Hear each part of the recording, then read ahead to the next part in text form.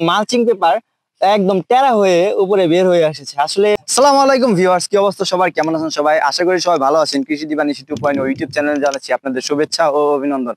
প্রতিদিনের মতো আজকে নতুন একটি ভিডিও নিয়ে চলে এসেছি। আজকের ভিডিওর টপিক হচ্ছে আমরা মালচিং পেপারে এখানে ইস্পাহানি জাতের বেগুন চাষ করেছি। তো আপনারা দেখতে পাচ্ছেন মালচিং পেপার আমরা সাধারণত দিই কিসের জন্য? মাটিতে যেন উর্বর থাকে বা এরকম অনেক কিছু, মাটিতে ঘাস কম জন্মায়। কিন্তু কিন্তু কিন্তু কিন্তু আপনারা এই যে ঘাসটি দেখতে পাচ্ছেন, আপনি নিচে একটু লক্ষ্য করলে দেখতে পাবেন বেগুন ভালো হয়েছে, অনেক সুন্দর বেগুনের চারাগুলা লেগেছে।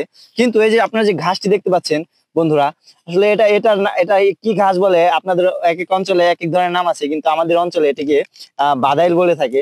তো এই বাদাইল ঘাসটি দেখুন বন্ধুরা, একদম মালচিং পেপার একদম টেরা হয়ে উপরে বের হয়ে এসেছে। আসলে কি বলবো ভাই, এই ঘাসগুলো এত গ্রোথ আর এত ক্ষমতা, মানে এগুলা আর কিছু বলার না। এগুলা আসলে স্প্রে দিয়ে মারার পরেও দেখা গেল যে আগাছানাশক দিয়ে স্প্রে করে মারার পরেও তারপরে দেখা গেল যে এগুলা জন্মে যায় কোনোভাবে কয়েকদিন পর বৃষ্টি হলে বা কোনো কিছু হলে আবার জন্মে যায়।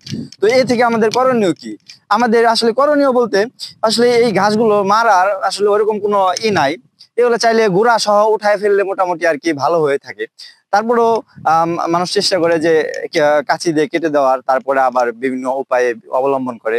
তো যাই করুক, আসলে জমিতে থেকে ঘাস যত পরিষ্কার করে রাখবে জমির ফসল তত ভালো হবে। আসলে এই বাদেল ঘাসগুলো আমরা আসলে এখন তো আসলে যেমন এই যে এই ঘাসগুলো তো এখন কাটার কোনো ওয়ে নাই। এই ঘাসগুলো যে কি করবো, এগুলা কাটার কোনো ওয়ে নাই।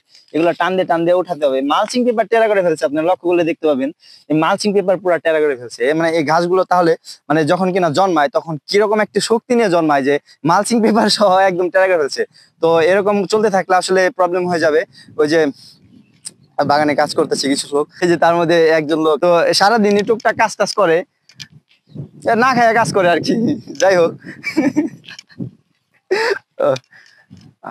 তো এইভাবে আস্তে আস্তে মোটামুটি এই ঘাসগুলো পরিষ্কার করে দিবেন। আশা করি এই ঘাসগুলো পরিষ্কার করার পর মোটামুটি একটা ভালো বেগুন ক্ষেত আপনারা দেখতে পাবেন। তো বন্ধুরা, এই ছিল আজকের ভিডিও। তো এগুলো আপনারা আগাছানাশক দিয়ে মারতে পারেন অথবা অন্য কিছু দিয়ে মারতে পারেন। ঠিক আছে, ঠিক আছে বন্ধুরা, ভালো থাকবেন, সুস্থ থাকবেন। দেখা হবে পরবর্তী কোনো ভিডিওতে। Thank you for watching this video. আল্লাহ হাফেজ।